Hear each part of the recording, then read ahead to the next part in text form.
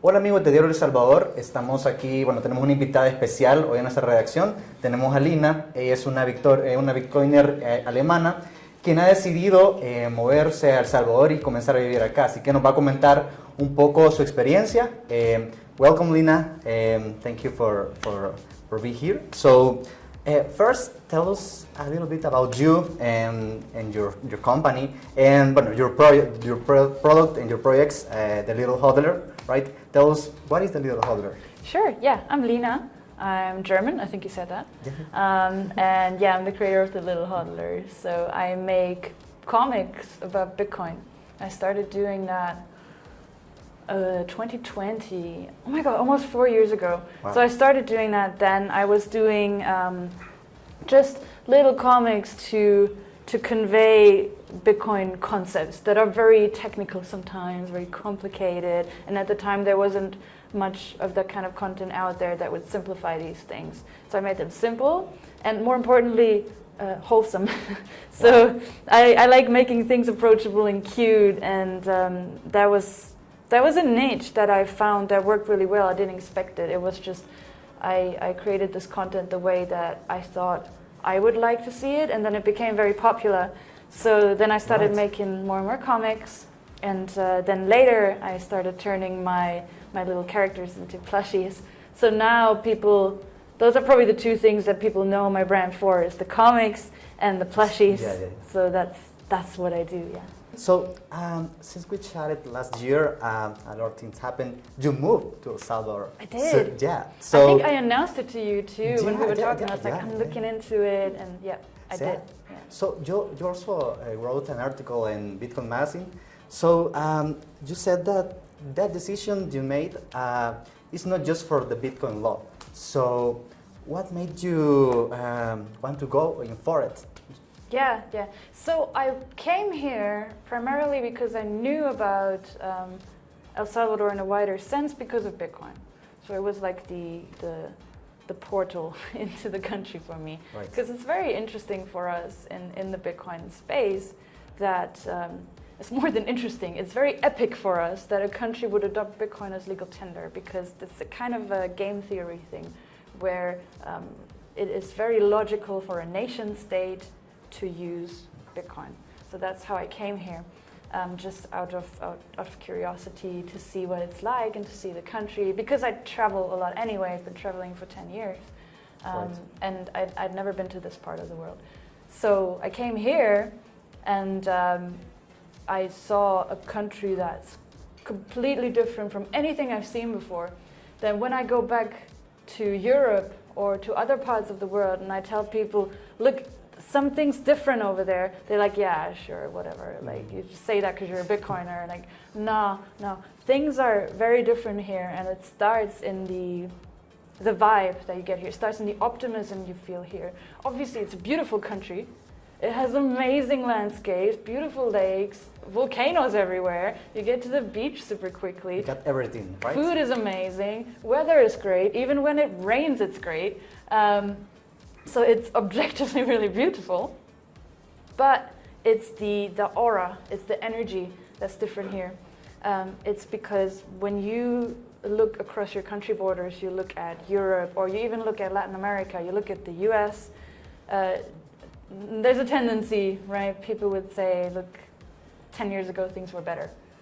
If you ask people here, they'll say it's better now. 10 years ago things were worse. And that is the huge difference, and you can see that everywhere and in everything, and that just kind of takes over. It's an all-encompassing thing that I find very hard to explain. So that's why I tell people you have to see it to believe it, because it makes a world of a difference, and that's the biggest reason why I ended up coming here. Yeah, it's kind of the following the philosophy of Bitcoin, the proof of work, right? To come and see and experience, right? So, are you applying right now for a residence in El Salvador? Yes, but not the passport. Yeah. Normal paper residence. Yeah, I'm in the process. So, you met President Bukele like 2 years ago or 3 years ago, but so, and also you herald things from the people, for Salvadoran people.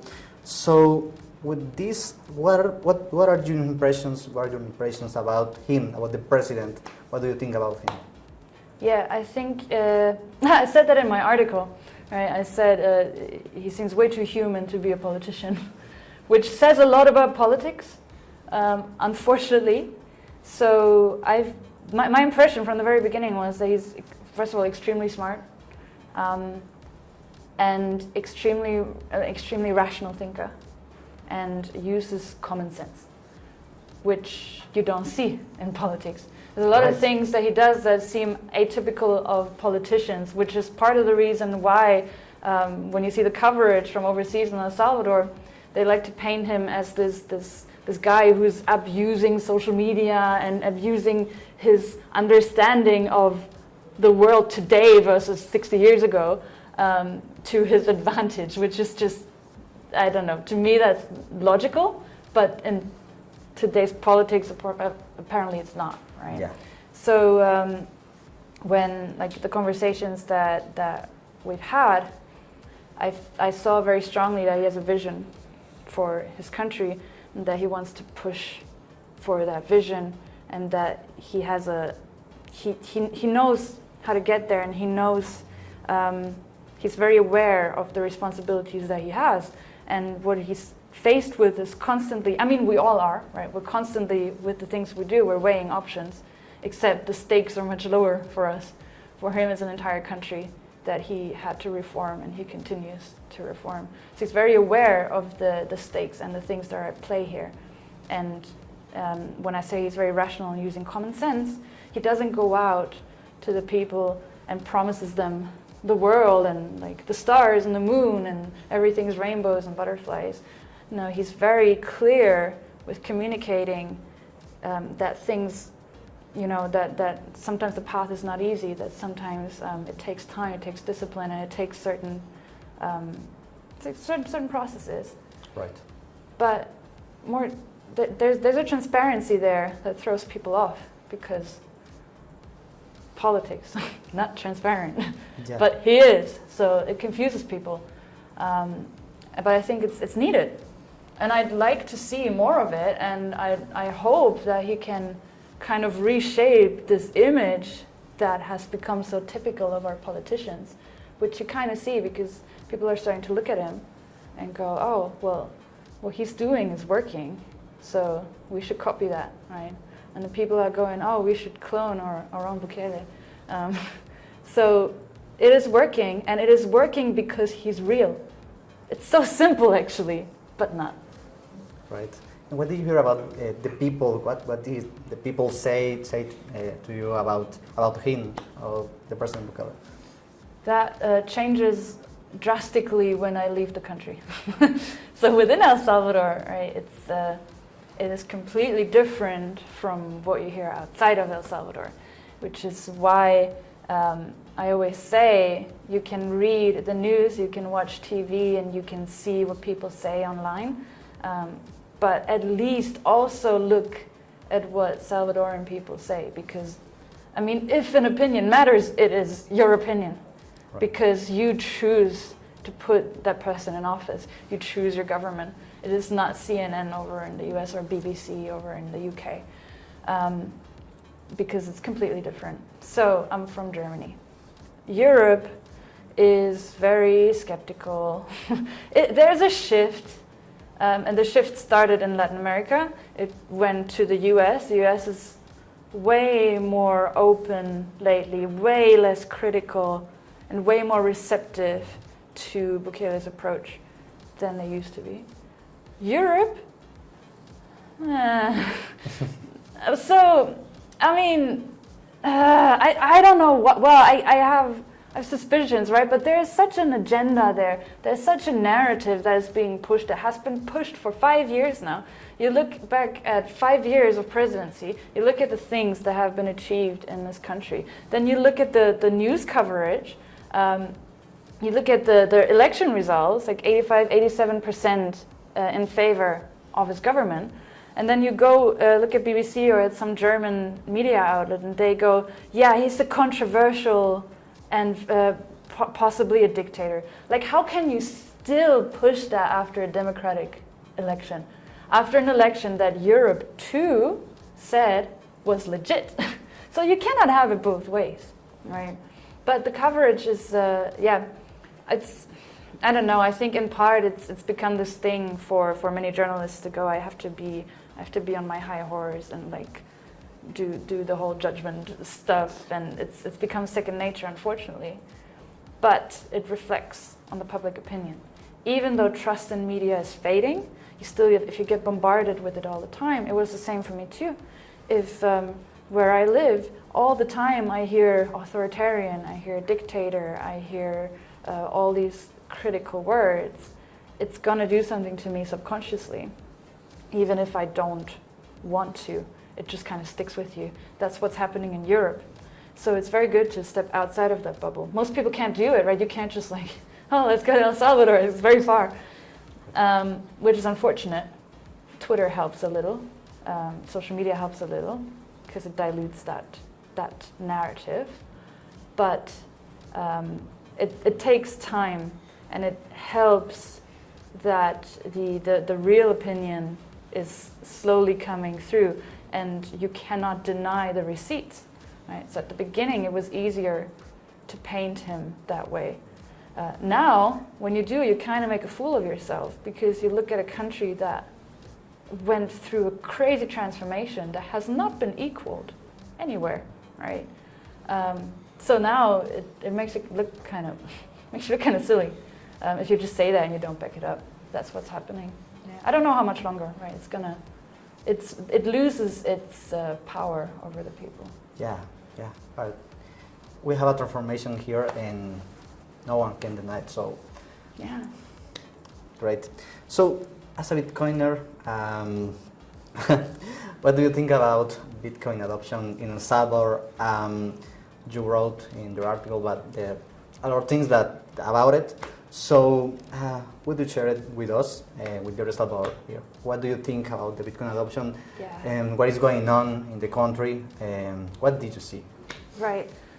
So from the beginning, I loved it, right? And I also said in my article, when I heard it's going to be made legal tender, and the accompanying factor of making something legal tender is that you must accept it, right? It's compulsory. I think it's normal. It's like a global legal tender thing. But I didn't like that. I also wrote that in the article. I was a bit worried that Bitcoin would be mandatory, because that's against. First of all, it's against our, I'm speaking for all Bitcoiners right now, but our ethos of free choice, so to say. But also, it leaves like an aftertaste. If you're like, oh, you have to use this now, and you don't actually know what it is. And there's a huge stigma attached to Bitcoin still today. It doesn't sit right with you, right? But then I came here, and I saw, okay, that's not being enforced. Right? Nobody forces you to use Bitcoin here, which is amazing. I'm very happy about that. Yeah. The thing is that after, immediately after the Bitcoin law went into effect, Bitcoin went into a bear market, which means for 2 years or so, the price was like tanking and companies were going bankrupt. Then we had all these weird scams blow up, which doesn't help. So it makes the entire space look even shadier. And then obviously you have the media coming saying, oh, so they gambled away all their money on Bitcoin. It doesn't help, that doesn't help adoption as well. And you cannot expect, when the entire world is turning away from Bitcoin, that El Salvador is supposed to then 100% accept Bitcoin everywhere and love it and use it. No, it makes no sense. And I don't think that was the intention from the beginning anyway.